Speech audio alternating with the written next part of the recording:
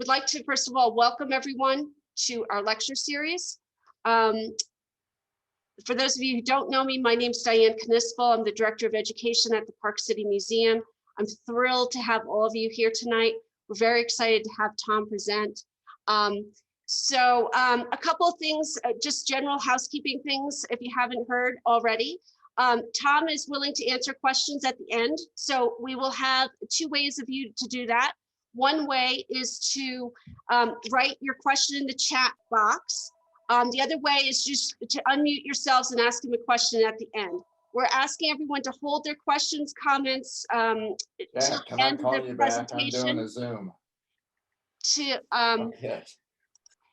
To hold their questions till the end so that we can make sure that Tom's presentation is complete and he is able to go through his presentation.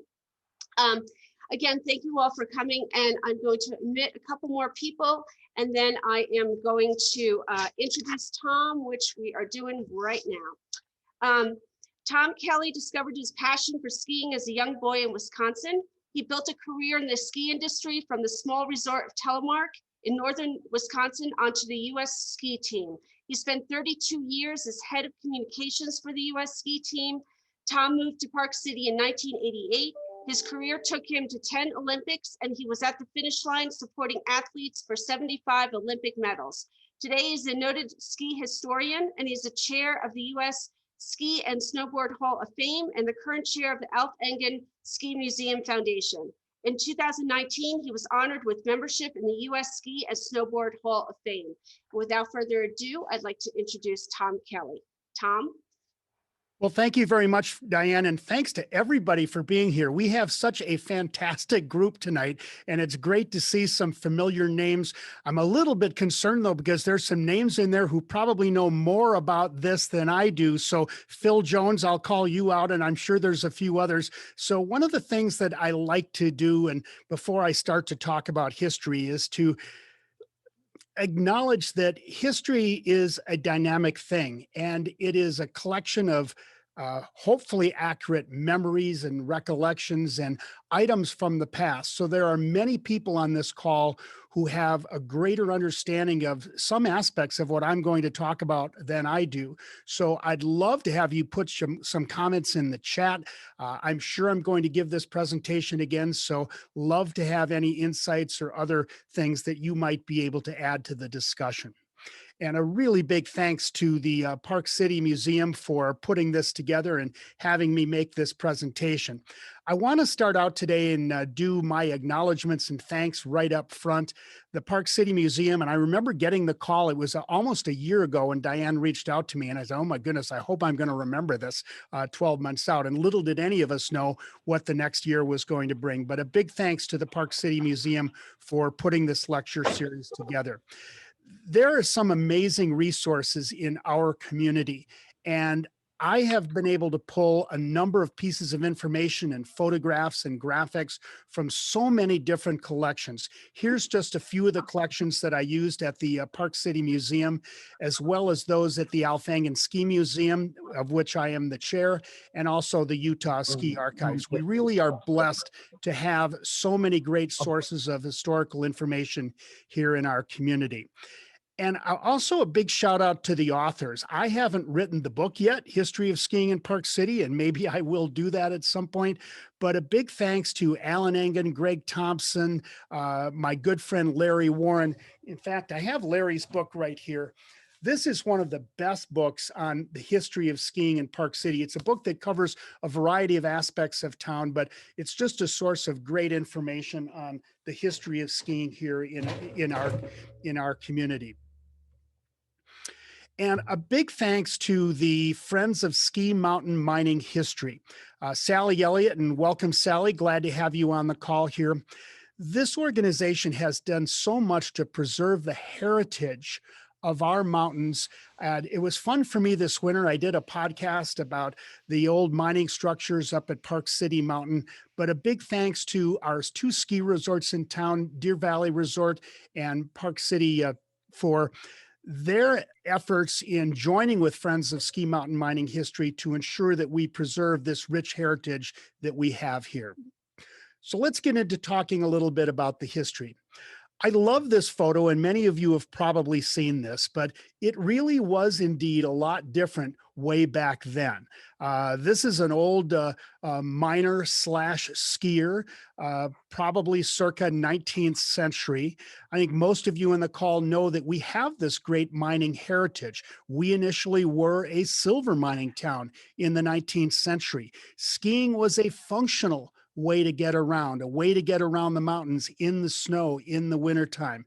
And this guy, I don't know if he's ready to go for a ski outing or what he's doing, but it's just a great photo of what it was like back then.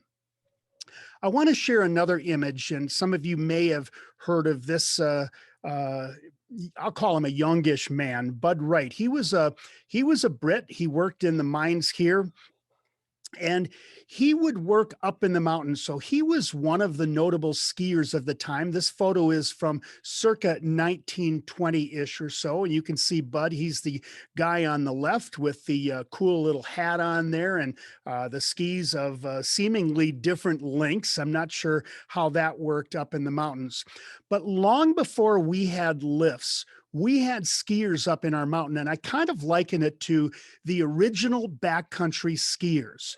These were skiers who went up as well as down, and a lot of people go backcountry skiing today. It's very, very popular, but this was really the only way to ski back in the day. And one of the many popular routes was to take the road from town right up to the Silver King mine, which is now the base of the Bonanza Lift. And from there were a lot of different places you could go. And one of the routes was to go up and over the mountain and drop down into Thames Canyon and go to the Comstock mine. You could actually overnight there if you wanted to, or you could ski back out Thames Canyon. But there were lots of options for getting around the mountain. And it wasn't unusual for skiers to spend a weekend starting in Park City, having a breakfast at the Senate restaurant, making their way up to the Silver King mine, up and over to Comstock, maybe overnighting there on Saturday night, and then on Sunday, continuing up and over Scotts Pass and down into Brighton, where the Wasatch Mountain Club eventually built a wonderful lodge. So there were lots of different options then. But let's get back to the real roots of skiing in Park City in kind of an organized fashion. And it actually, ironically, had its beginning down in Salt Lake City in Dry Canyon. And there was a ski jump built in Dry Canyon by the Norwegian Young Folks Society. Martinius Strand was one of those leaders involved in building that ski jump. But what they found when they built this ski jump is, as you can see in the picture here, there's plenty of snow for jumping, but it was a little bit unusual to have enough snow in that canyon to effectively be able to ski all winter long. So around the early 1920s, Martinius Strand and his group of Norwegian Americans headed up over Parley's Pass to find a new place to ski. And the place that they found was Rasmussen Hill. Now, to give you a sense, I'll show you a map here in a minute, but Rasmussen Hill, and by the way, you can see the ski jump in the background of this image. But this is what Rasmussen Hill looked like. And I'll show it to you on a map in just a minute. And it was uphill travel and downhill travel. And people were just out there on skis and having fun. Now, the location of it, approximately, you can see in this photo, if you see Ecker Hill Middle School, present location, Rasmussen Hill was that area behind what is presently Ecker Hill Middle School. And you may be familiar with the Ecker Hill ski jump. I'll talk about that in a minute, but that was located a little bit to the west of Rasmussen Hill. Today, of course, I-80 goes right through there, but it looked a lot different back in the day. Here's a view of the Rasmussen Hill ski jump. Cool. Beautiful structure. And one of the really cool aspects of this was this inn. It was called the Welcome Inn. And I've tried to track down where this was. And as best as I can tell, and others may have some thoughts on this, It's in that little kind of a rest area not far from where the park and ride was built. And probably the location of this is under I-80 right now. But what a great spot in the 30s and even dating back to the 20s for skiers to come up and over the mountain. Maybe they took that little ski bus that you can see there, or maybe they even took the train that came over Parley's back in the day. But the Welcome Inn was a real gathering spot for skiers. Some people took their own cars. There's a 1924 Buick and a skier posing in front of it. And the great Alf Engen. So Ecker Hill started to come into play into the 30s. And this was really quite an amazing facility. It opened, I think, in 1928. It attracted huge crowds of ski jumpers. And the Engen brothers, Alf and Corey and Sverre, they were regular jumpers at Ecker Hill. In fact, Alf set a world record on the ski jump at Ecker Hill. And here, if you look closely, coming off the lip of the jump, 2 daredevil ski jumpers coming off at one time. You can still go out and visit some of the remnants of the Ecker Hill jump at the entrance to Pine Brook. You can also go to the Alf Engen Ski Museum and see a wonderful display on the jump that gives you some of the history of it. It has one of the original informational markers that was out at the site for many, many years, but a great deal of the heritage of skiing in our state emanated from Ecker Hill. This is where Alf Engen really made his fame, and he would, of course, go on in the late 30s to become the skiing director at Alta, but a lot of his career really started right here at Ecker Hill in Park City.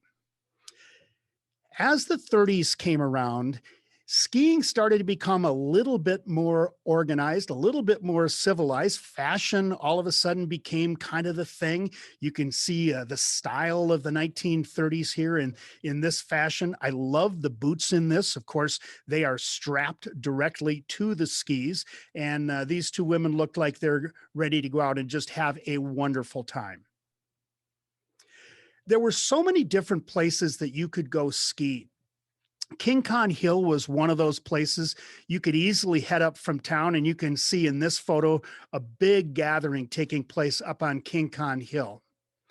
You could head out to Parley's Summit, a little bit west of the Rasmussen Ranch, Rasmussen Hill, Ecker Hill. You could head on down to Lamb's Canyon, this group from a 1932 photo in Lamb's Canyon. Or you could head over the mountain to the Wasatch Mountain Club over in the area of what is now Brighton and Solitude. This photo is supposedly from 1934. So you can see that skiing, it wasn't the same thing there, but it was really starting to pick up. People getting very, very interested in the sport. I love this shot, and this is a train route through the Snow Park area as we know it today in Wow. Deer Valley. And it was called many different things, but this is Frog Valley is one of the names that it was known for. And skiers would actually take the train up from Salt Lake City. It was not a short journey by any stretch of the imagination, but they could take the ski train up from Salt Lake City. They could get off at this area at Snow Park.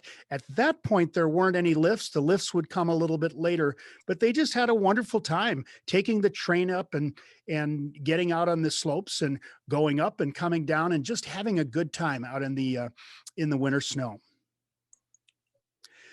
To give you a little chronology of the Snow Park area, it was a WPA project, and that is the Work Project Administration, one of the governmental programs to come out of the Great Depression. So from 34 to 36, there was work done in the Snow Park area. In 1936, the Denver and Rio Grande ski trains started to come up. And then after the war, beginning in 1946 up until 1969, it was operated as Snow Park. And we'll tell you a little bit more about that in a bit. And then, of course, in 1981, history changing quite a bit with the opening of Deer Valley Resort. And thank you very much, Carol, for sharing your story of learning to ski at Snow Park with Mel Fletcher. Some great stories. And we're going to show you some photos of Mel and some of the others in a little bit. So this is what it looked like at Snow Park once the lifts went in And Snow Park was managed as a ski area after the war by Otto Carpenter and Bob Burns. And you can look at these pictures now and kind of envision where the runs of today are. And you can see in this picture, that is Mel Fletcher and Les Roach, this picture dating to 1952. And here we have Snow Park sometime in the 50s. I love this picture because you can really get a good sense of where we're looking right now. And at least from my perspective, I kind of always thought that that's a solid Muldoon over on the right, but I could be wrong. And those of you who actually skied at Snow Park and can give us some perspective, I would really love to have that. Some more pictures of what it looked like at the time.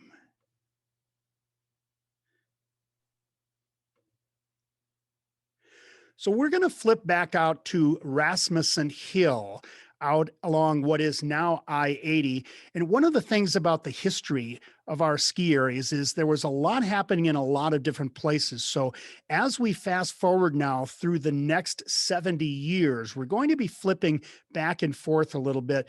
But this little J-bar lift, a single chair lift essentially, was a really historic lift. It was put in by James and Selma Kilby, who were the property owners along Rasmussen Hill, and it went in 1948. A lift ticket was, I think, $1 at the time, and this lift traversed about 1,500 feet to get you to the top of Rasmussen Hill. And here you can get a little better sense of what it looked like. Getting organized. It's got a chairlift now. We've got ski runs. We have a parking lot. You can see a ski bus down there.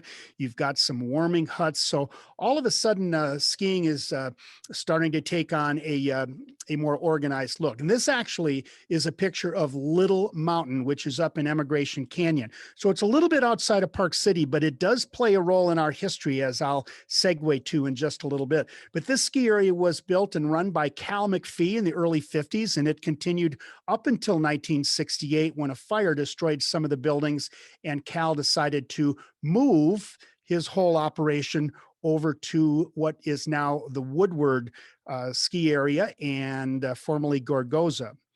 Here you can see another shot of Little Mountain in the early 50s. So I want to give you a little chronology of Gorgoza, which has gone by many names. So Cal McPhee brought his ski area, Little Mountain, over the hill and over Parley's to what is we know as Gorgoza. Gorgoza was a stop on the train route, and it operated as Gorgoza from 1968 to 71. Then there was a little bit of a break, and it came back in 1978 for just a few years as a Parley's Summit. And then in 1999, Powder Corp acquired the property and opened it as Gorgoza Park, primarily a tubing hill. And then 2 years ago, Woodward became the current ski area operator there, another powder company. And we'll talk a little bit more about that later. But there's been a lot of activity in that area over the years, and it still is fascinating to see where it's going today with Woodward. Here's a little article in Ski Magazine from, let's see, that is from March of 1979. Remember the old Gorgoza ski area? It opened in 1968. And then it goes on to talk about the new resort called Parley's Summit.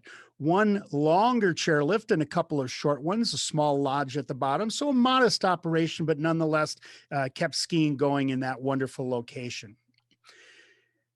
Now, earlier in the 60s, the mines had started to not do as well as they had been for many, many years. And it looked like the silver mining business in Park City was not going to be very sustainable. Town fell on difficult times. Many called it a ghost town, although I know that the residents who lived here, it was anything but that to them. But it wasn't nearly as active as it had been in the heyday of the mines. So United Park City Mines started to think, what else can we do with our resources here in Park City with these wonderful mountains that we have? So they did some lobbying, they did some planning, they went to Washington to seek federal funding and ultimately got that funding to put in what was at the time one of the most magnificent ski area gondolas in North America. And I'm sure that many of you have ridden that gondola, but that was really the start of what we know today as Park City Mountain. Treasure Mountains was the name. It opened in 1963. And this is what the trail map looked like in the first year. So it might take you a minute to digest this, but you can see letter E at the base. That's the base area. The gondola went all the way up here to an angle station. That angle station is still there today and continued on to the top of the mountain. The restaurant up there did not exist at the time, and this gondola took 25 minutes to get to the top of the mountain. Can you imagine that today? 25 minutes on a lift to get to the top. But people enjoyed it, and it was an amazing lift at the time.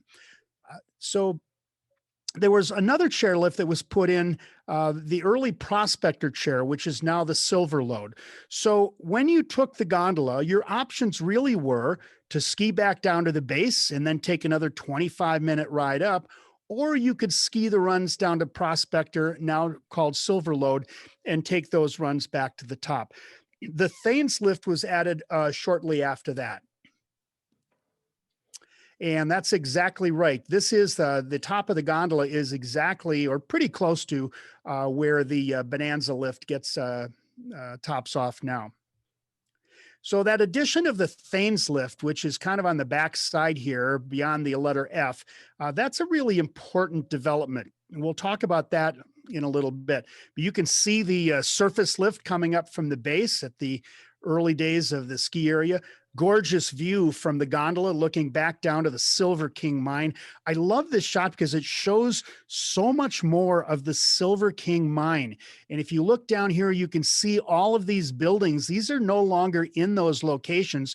In fact, the one right by the tower bases, that is the Mid-Mountain Lodge, which was later moved up the mountain. I think most people in town know that story of moving that amazing structure up 400 or 500 vertical feet. But that's the view of the gondola at Park City. Another view looking back down at the base lodge. Why I like this picture is you can look out into the background and you can see there's nothing there. There are no homes. There's no development. This is really Park City in its infancy as we know it today. The skier subway, without question, was one of the most innovative conveyances ever at a ski resort. So the mining company, thinking as miners, they thought, we have this underground railroad essentially, and we have these elevators or hoists that go back up to the surface. So they thought, what if we took some of these rail cars in the Spiro Tunnel from what we now know as Silver Star, and we transported people through the mountain, several miles through the mountain, and then took them 1,700 feet up in a hoist to reach the surface. This is what it looked like in the tunnel. Here's the day we in today's day and age we would have to sign a waiver, but here's the instructions of what you're about to go through. And this is the crowd, and you can see this is the present Silver Star base. You can probably recognize some of the buildings there, but skiers loading their skis onto the cars for the ride through the tunnel. It only lasted about 4 years, but it's fun if you're ever out at Silver Star to look at the Spiro Tunnel. And if you're at the museum, you can actually see some of the original cars that took the skiers through the mountain. So I want to go now to Park City West. So in 1968, 5 years after Treasure Mountains opened, Ski Park City West opened its doors. And you can see one of the design pieces. I don't think it ever came together quite like it shows there, but all of a sudden town had yet another ski area. Welcome to the Park City West grand opening in 1968. And here's the rough chronology of Park City West, Park West, Wolf Mountain, Canyons, Park City Mountain. It's gone by a lot of different names, but it started in 1968. as Ski Park City West eventually simplified the name to just Park West. In 1995, it became Wolf Mountain. And then in 1997, it became the Canyons. And it was the centerpiece for NBC's Today Show at the Olympics in 2002. Talisker acquired it in 2007. It became Canyons Resort in 2010. Vail Resorts took it over in 2013, and at 2015, it combined with Park City to become Canyons Village at Park City. You can see one of the early trail maps, and I love looking at old trail maps. And if you're kind of into that thing, there's two recommendations I want to make for you today. One is go to the website skimaps.org. You can pull up ski maps from pretty much any resort in the world going back in time. It's really kind of fun to look back and see those old maps and old runs. I'd also encourage you to get Jim Nijo's book of ski maps. He is one of the leading designers, artists who've designed ski maps over the years. This is not one of his, but we'll show you a few that are. But you can see a really pretty simple ski area with runs called Ambush, Wagon Wheel, Ricochet, Sourdough, Bronco, Flapjack. Most of those runs, in fact, I think almost all of those run names have been changed over the years. Now, meanwhile, over at Park City, an interesting thing was happening as we got into the 70s. The U.S. ski team did a partnership at the time, and you can see the training center right in the middle here. But a ski area that began in 1963 as Treasure Mountains became Park City Resort in 1968. And then it became, or the ownership switched to Greater Park City Corp with Edgar Stern, who eventually went on to develop Deer Valley, taking over in 1970. And in 1973, for a number of years, the U.S. ski team came to town. I'll tell you more about that in a minute. In 1975, Nick Badami, who owned Alpine Meadows in Tahoe, purchased the area and changed the name to Park City Ski Area. Powder took over with Ian and John Cumming in 1994, and it became Park City Mountain Resort. Of course, the Olympics came in 2003, the final America's opening in 2003, and in 2015, Vail Resorts taking over the resort. So, especially with my background working for the U.S. ski team, I've always been fascinated at the concept of the Mid-Mountain Training Center. And this went into place in the mid-70s. These are some of the artist renditions on the cover of a plan book. And I think most of you know that the U.S. ski team eventually built the Center of Excellence Training Center here in Park City. When I looked back to some of the old documents from the 70s that were put together by the U.S. ski team, it's a virtually identical plan to what we ultimately did with the Center of Excellence. This particular training center was never that successful. It was located mid-mountain. Access was a little bit difficult. These are a couple of the buildings that we saw in that overhead shot from the gondola a little bit ago. And here's Nick Badami, who purchased the area in 1975. And one of the keys for that period of time in our community was Nick and his son, Craig. And you can see Craig, he's the one with the radio on his chest, and he is arm in arm with a number of top U.S. ski team athletes, including Tori Pillinger, the late Tori Pillinger from here in Park City, Tamara McKinney. And Craig had a fascination with the U.S. ski team. He really wanted to be involved. He wanted to bring racing to Park City. He wanted to support the athletes. And it was really his leadership and his vision that really created the atmosphere that ultimately led to the U.S. ski team coming to town, to events coming to town, and in a way to the Olympics coming here to Park City. America's opening had its start in March of 1985. It wasn't the opening at that point. It was one of the last events of the season, but it would go on to become the opener. It would be held anywhere from the second week of November up through Thanksgiving. It was amazing what that event was able to do and in being able to take place. I don't know with our climate change if that really would even be possible today, but it was a grand celebration in the community here in Park City. And then tragedy struck. After the 1989 event, while working in a helicopter to do cleanup around the event, the helicopter crashed and Craig Badami was killed. And it was a really, really difficult time for our community and, of course, for the Badami family. And Craig was really in his heyday right there. And I've often thought where we would be today if Craig had stuck around and Craig had been around for the Olympics in 2002. A great tragedy. Let's shift over now to Deer Valley. So Edgar Stern spent about 5 years with his Greater Park City Corp running the Park City ski area. And then he shifted his attention over to what we had talked about earlier as Snow Park.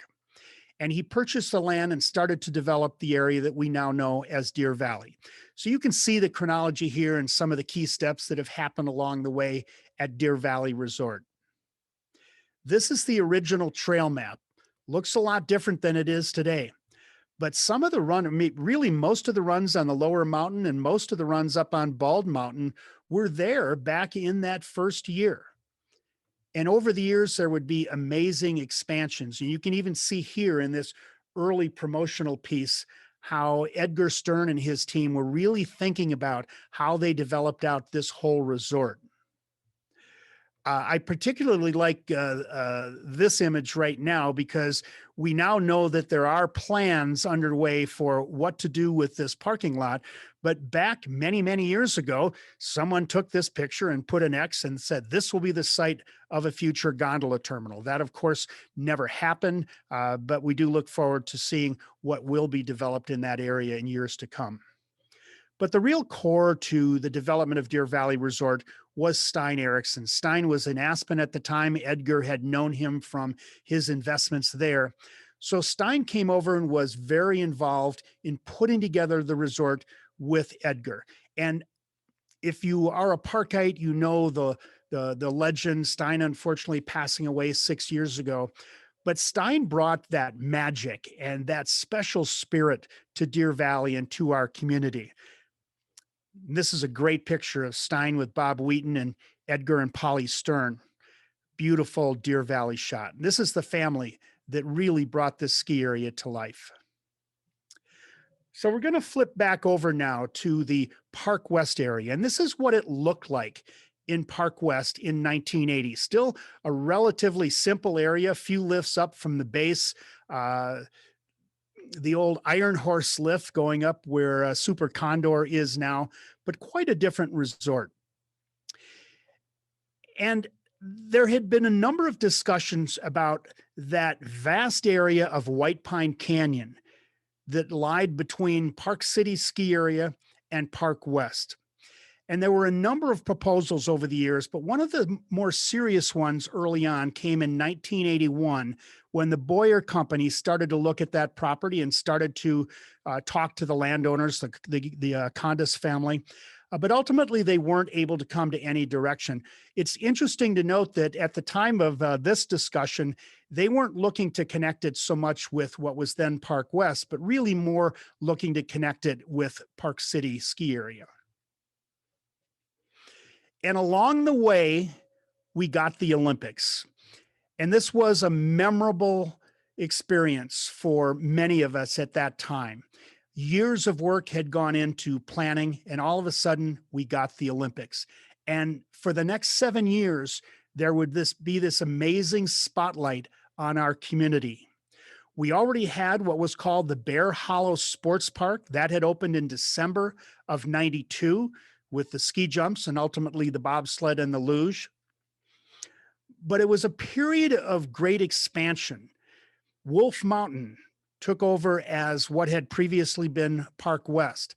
And if you look at the run names, you can see they have all been changed. And all of the run names at Wolf Mountain were named after animals or endangered species. So you can see Upper Boa actually one of the few names that is still there today.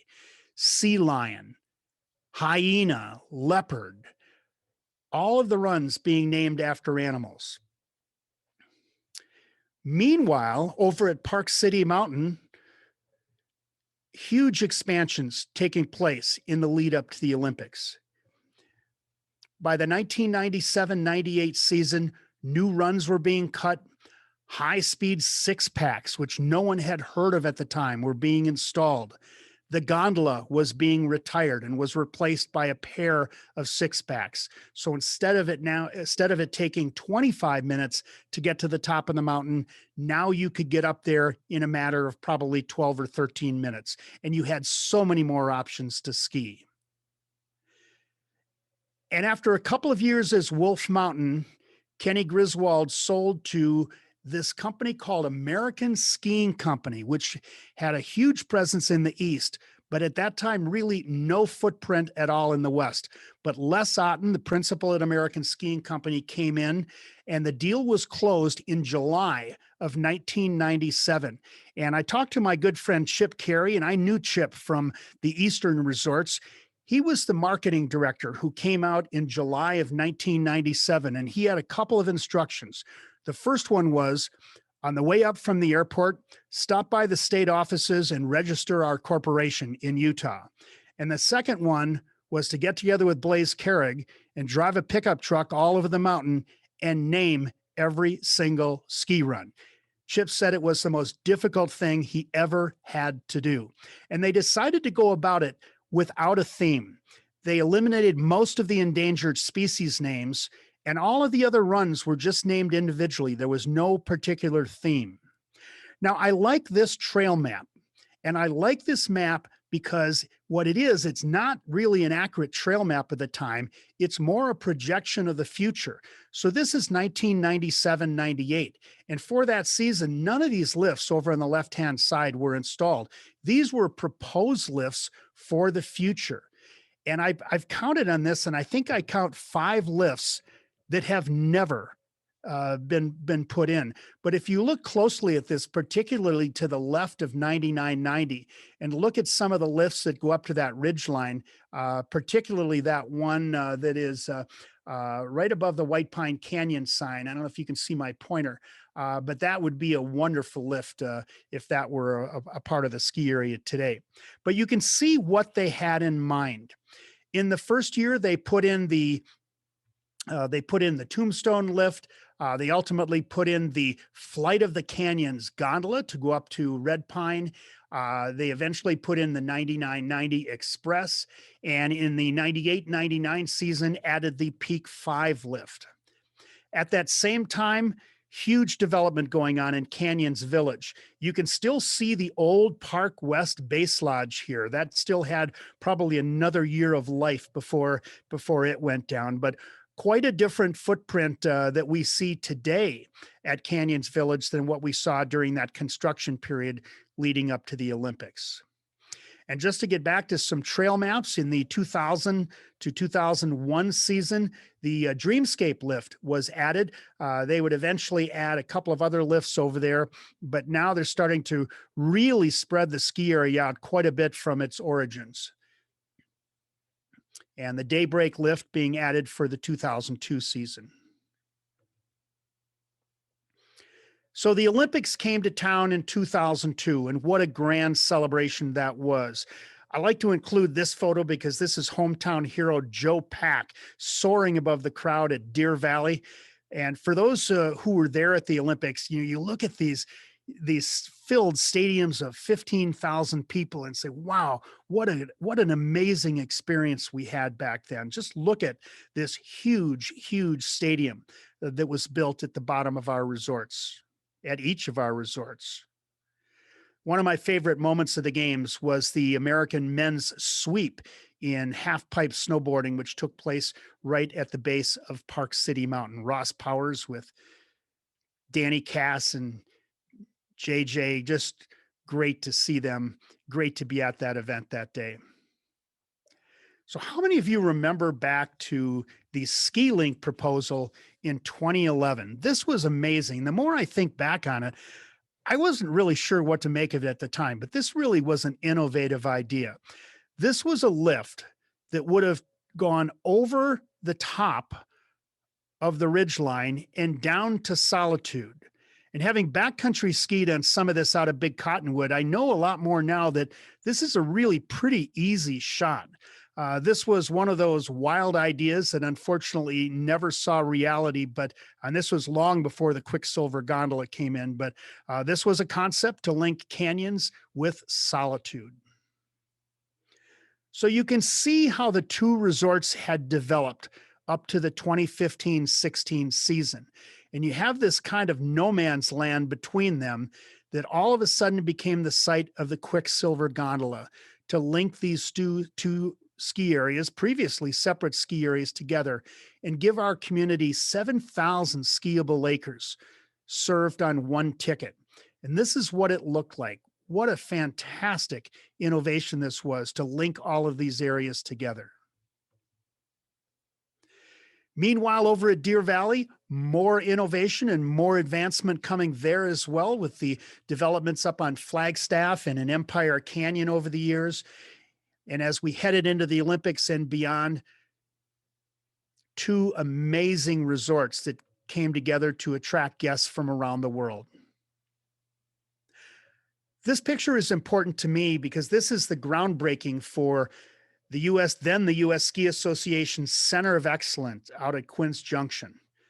And this was a great day, which ultimately resulted in the building of this amazing training center, which is the centerpiece now for the top Olympic skiers and snowboarders in America. At the same time, the development out at the Utah Olympic Park with the renovations that led to the fantastic new training pool that we have there have also been great assets for our community. But things changed quite a bit in the period from 2013 to 2015. Vail arrived in town and first acquired Canyons. Then they acquired Park City Mountain. Deer Valley was ultimately sold to Alterra. So the landscape that we knew for many, many years was changing and has continued to evolve. The beautiful runs at Deer Valley now are a part of the Icon Pass. Park City Mountain is a part of the Epic Pass. Out at the old Gorgoza and Parley Summit ski area, Powders Woodward has come in with this amazing facility. Just look at this. This is just a fantastic place for kids and adults alike to enjoy skiing. I was out there this winter and just had a great time on this hill. And thinking back to the early days, back in the early part of the 20th century, when this area and others along this ridgeline were a part of the ski scene here in Park City. We now have new development with a private ski area up at Wasatch Peaks Ranch, not right in the Park City area, but a lot of Park City connections with Lessing Stern leading the development out there. Bob Wheaton very involved in that. We have the Mayflower Mountain Resort, which is being developed now by Extel just to the south of Deer Valley. Here's a look at what that resort may look like in a few years. And I'd love to show this. This is the One Wasatch concept. This is the interconnect from Ski Utah. And it may be difficult with the present ownership of our resorts to have this in the foreseeable future. But if you look at this and look at the close proximity of the Little Cottonwood resorts to the Big Cottonwood resorts to the Park City resorts, and how few lifts would be required to really link all of these areas together. 18,000 acres, 100 lifts on one pass. Just think about that. This may be really futuristic now, but it is something to really think about, just knowing our topography. And I think a lot too to the fact that the Olympics may well be coming back to town in 2030 or 34. And I think we're a community that's ready for it to come back again. And I want to just leave you with a thought. I love where we live. I love this ridgeline. If you look at this ridgeline view, which was taken from atop Bald Mountain at Deer Valley, you look over to the left and you can see where you could drop in to Alta. You see Clayton Peak, where you can drop into Brighton and over to Solitude. You see Jupiter Peak and Guardsman's Pass, Scotts Pass right over on the other side. You follow the ridgeline down along Pinecone Ridge. You go down to Iron Mountain. You go down all the way to Murdoch Peak. And if you look over in the background on the far right, you can see all the way to Snow Basin. We live in a simply amazing place that has this wonderful history as a great 19th century mining town. And from that silver period, we've found our way to skiing, and what a rich heritage we have. thanks to all of you for being here tonight. I hope you've enjoyed this. We've left some time for questions, so I'm happy to take any questions that you might have. And I'm going to take my screen share off so we can see everybody again, and happy to take any questions. Hello, my name is George. I'm one of the attendees on this from the East. Hi, George. Hi, I believe I sent you an email, at least I think Diane sent it to you, about the history of our family and our connection to Philadelphia Ski Club, which is the oldest ski club in the United States, which was formed in 1936. Our family discovered Park City in 1974. And we have skied there 10 times, more than any other ski area in the United States. So I was wondering why little was said about Eastern ski clubs, in effect, supporting your success. Well, I was waiting for you to do that, George. So thank you for coming on. That's an awesome story. So what year did you start coming out to Park City? 1974, and I went to the museum to tell me, because today the parking lot of Park City is where the motel stood, where we stayed.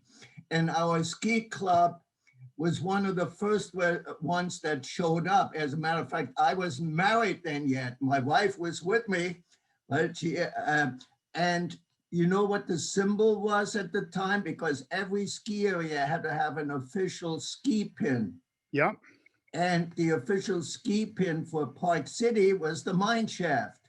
Yep. Do you still have one of those pins? Yes, I have a whole collection. As a matter of fact, I was pursuing donating my collection, which has over 200 of them from all over the United States and Europe, to some museum, but I haven't been successful yet.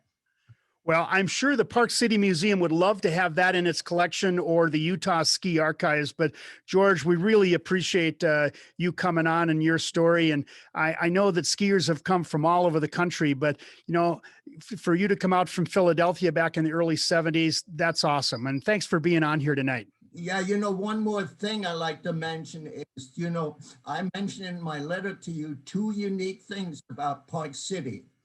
The Mid-Mountain Hotel, Mid-Mountain Restaurant was the only one in the United States that played classical music.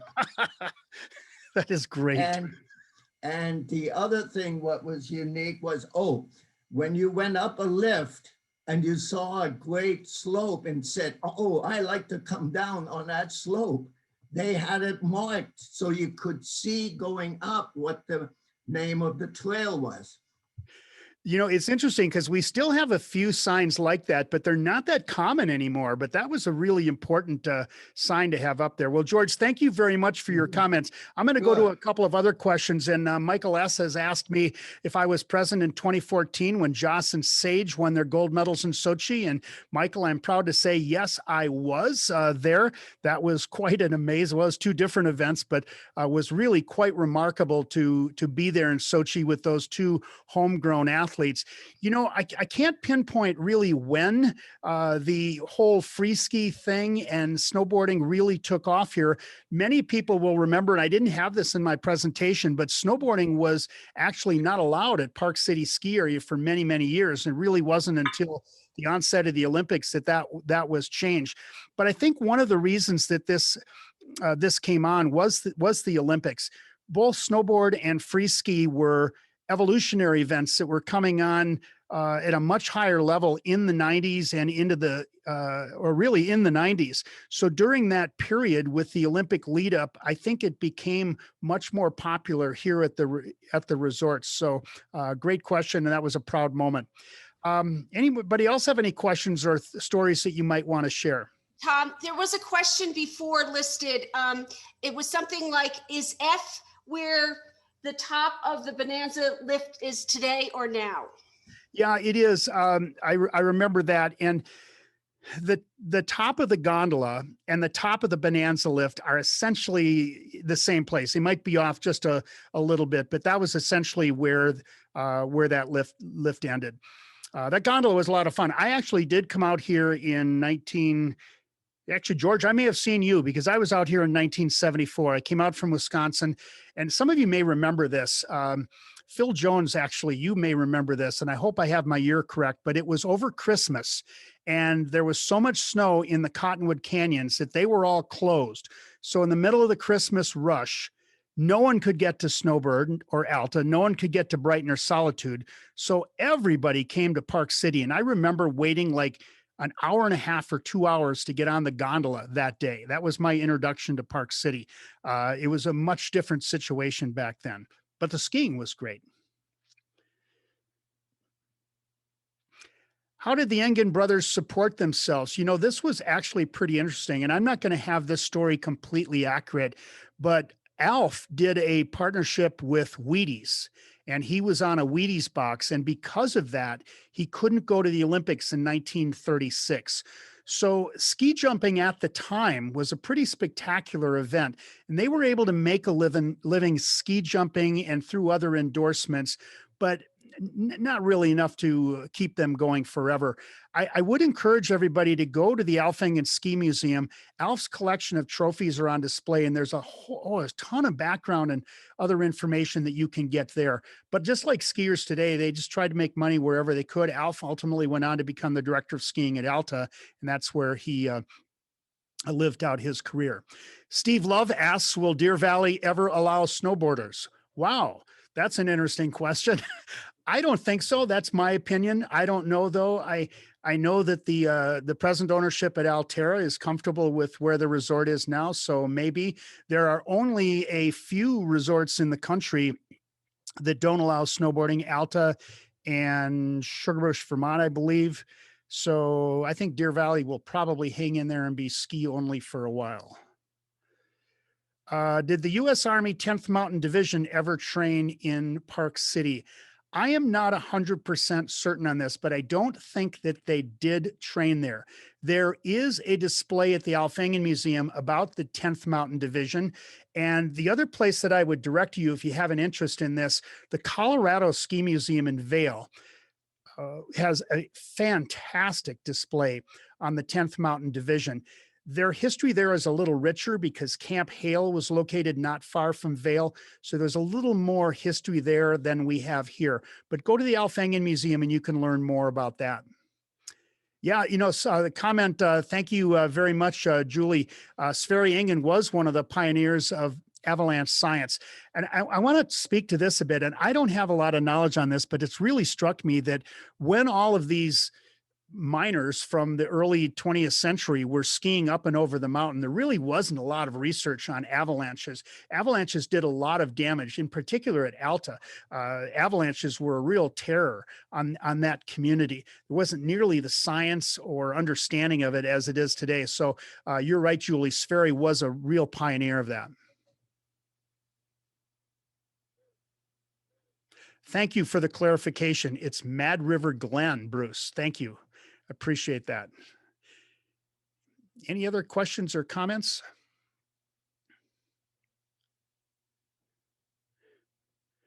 We have someone joining us. Well, we'll stay for a few minutes. Hey, Phil Jones, I know you're on the call, and I wonder if I can just call on you. I'm sorry to blindside you like this, but Phil, I wonder if you could just give us a couple of comments. You were the ski area manager at Park City for many, many years, and I wonder if you would care to share a few thoughts with us as we wrap things up. Phil, can you join us for a minute?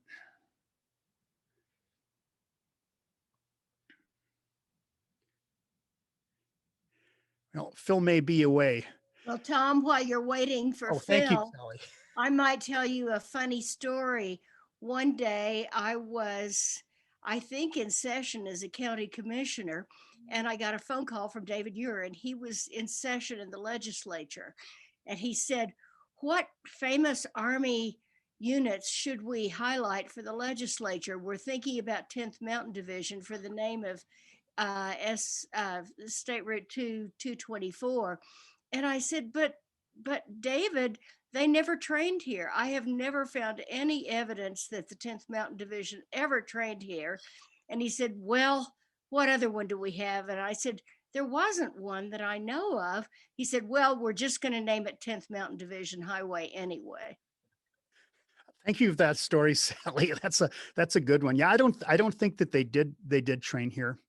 And Larry, thank you for your comments on my weekly column in the Park Record, Ridgelines. That is taking its summer hiatus. I do have a proposal into the Park Record for a summer column, so we'll see if that comes to pass. But I did enjoy doing Ridgelines. It'll be back again next fall, I'm sure, as well as my podcast with Ski Utah called Last Chair. That's good to know. What do you think? So, question from Steve: what do you think about the current Park City growth and how that relates to what skiing is going to look like in 5 years and 10 years? Well, growth is always a difficult thing to talk about, but I'm going to share my personal thoughts. Not everyone is going to probably agree with this, but I've had the benefit of going to ski resorts all over the West. And I've watched growth in all of those communities.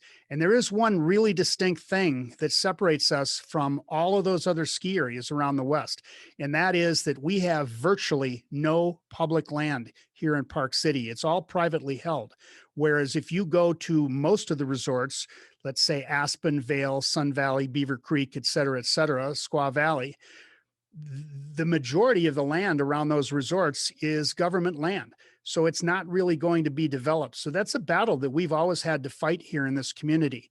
And I know that it's easy to kind of throw stones and say, I wish we'd never built this and wish we never built that.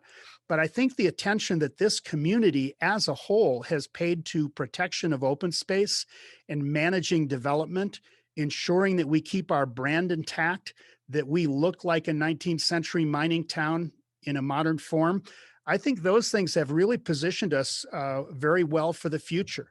We've just come off a pandemic year that kind of changed a lot of our paradigms. We waited in lift lines longer than in the past, but I think a lot of that will evolve. Personally, I am a real fan of the three companies that own resorts here in town.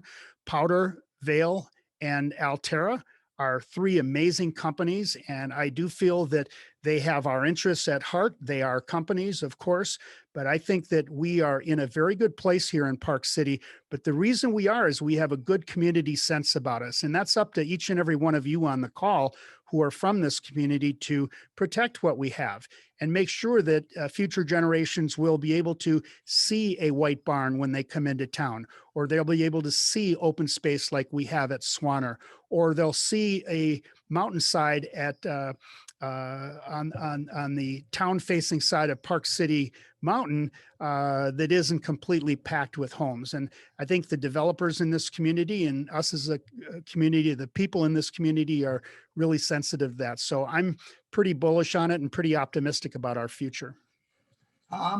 Another comment from George. Yeah, George. One aspect you forgot in my mind was the fantastic fine dining Park City has had. Example, what is it, Rudolph's or Adolph's? Adolph's is a famous dining that was around in 1974 and still was there last year. Well, I meant to put Adolph in my show, and George, if the news has not reached you yet, next week will be Adolph's last week in Park City or with the restaurant. Thank you very much. I'm sorry to hear that. So I have a seat left at a table next week. If you fly out, George, I'll get you a spot. But Adolph is retiring from his location after 47 years. He had hoped to stick around a little bit longer, but it was just too complicated with the lease. So the news broke on that about a week ago. George, I'll send you a couple of stories that I've written about Adolph, but what an amazing history. 47 years, fine dining, and just capturing all of that ski culture that he did in his restaurant. He was on the golf course when we were there the first time in 1964.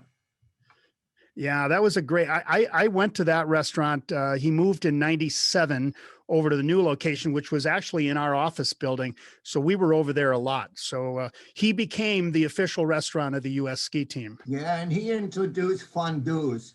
They didn't even know what a fondue was till he came around. No, and fondue, raclette. The thing is, I've ordered the same thing every single time I go there. So for me, it's raclette, veal edoffs, and apple strudel. That's all I know. He doesn't need You and me must be the same age.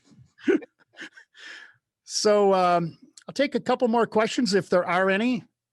Julie, I'll put your name in the hat and maybe you'll win. Does anyone have any other questions? Anyone who hasn't asked anything, or if you want to do chat, or you want to unmute, either way. Is No Name still around? Yes. Yes. Okay. Yep. That's a hangout for us old guys when we don't ski anymore, but the family skis. Yep. That's a great spot. Hey, Tom. hey, Tom. Hi, Dave. This is Vic Method. Hi, Vic. Hey, I went out and dug out the pile of old Deer Valley maps because there's a couple we've got that aren't on that site, and I'll scan them. What do you know? It looked like there was a artist named Bill Brown that did some of the maps in the late 80s, and then the gentleman Jim that you talked about. Do you know anything about him as an artist? Yeah, he was pretty notable in his time, and Jim kind of was the next generation of that. But yeah, Bill was a really notable one. That's actually interesting that you brought his name up because I hadn't thought about him in a while. But yeah, he was another notable. And yeah, Vic, if you could upload that, in fact, this goes to anybody. If you go to skimaps.org, you can see what they have up there. And it's just so much fun if you're a skier to look at those maps. But it's user-generated content, so they're relying on all of us to scan our maps and upload them. That's how it works. So be a contributor to them. It's a fun site. For sure. Nice talk, Tom. Thanks. Yeah, thank you, Vic. Thanks for being here. Of course. Tom, Yep. Hi, David. I am one of the luckiest men on the face of this earth that I've been able to be here in Park City for over 42 years, raise 5 children, and to enjoy this wonderful home that we have. And I want to thank you and all of the wonderful seminars, presentations, and things that you've done all along these years. And you have really helped our community to understand our past and to look for our future. I enjoy you as a journalist and as just a fine human being, and more importantly, a great parkite. Well, thank you very much. I don't know if I can legitimately call myself a parkite because I didn't grow up here, but you got more years than I do. I've got 33 now. You got 42, but thank you, David. I really appreciate that. And, for those who know me or those of you who don't, I tend to be the glass half full and the optimistic guy. And I tend to look on the positive side of things. So I'm bullish on our future and I love being where I am. I'm glad I landed here and been able to be around great parkites like you, David. Well, a lot of people. Is there any way for us to get your email address? Yeah, I can. I'll have Diane connect us. Yes. Okay. Thank you very much. David? A lot of people from my era are complaining about the growth and the change. All I have to do is walk out my door, go swing a golf club, or go ski on that hill, and it's still Park City. Yeah, I'm with you on that. It's just the perspective you want to take. And, I think this public space, public land, private land thing is something that we were challenged with that other places just are not. And I just think we've done a magnificent job, and really hats off to the various land conservancies that we have here in our community and in our state to protect this land. I live out in Silver Creek and I look out over Swanner every day and I look at that and think, wow, this is pretty cool that's not going to be developed. And I remember when we came to town, and in the first couple of years, Brad Olch decided to buy this barn. We couldn't figure out why the city was spending millions of dollars on a barn. Now I understand it. It was just that foresight to protect our gateway.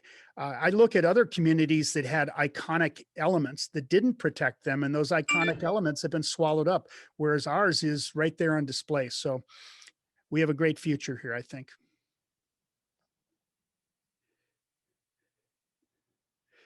Susie Chaffee. Oh, Julie. Oh, okay. Julie, we'll connect offline here. I'm sure we have some good stories to share. Any last questions?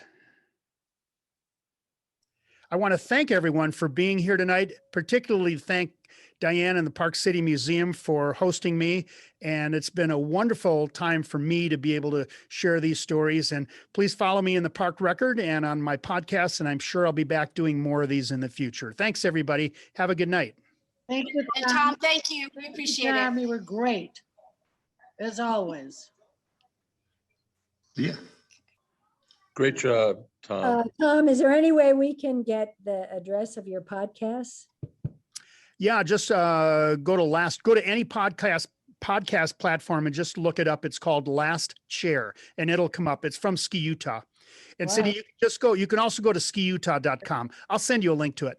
Okay, great. I'd love it. Me too. I Send it to Lynn. love the one you did. Good. It was good. The one I saw one. So it was great. Yeah, it's been fun. Thank you, Tom. Thank you again, Tom. Okay, I good night, appreciate it. everybody. Night. Thanks Good a night. lot. I Thank loved you. it. Good night, great.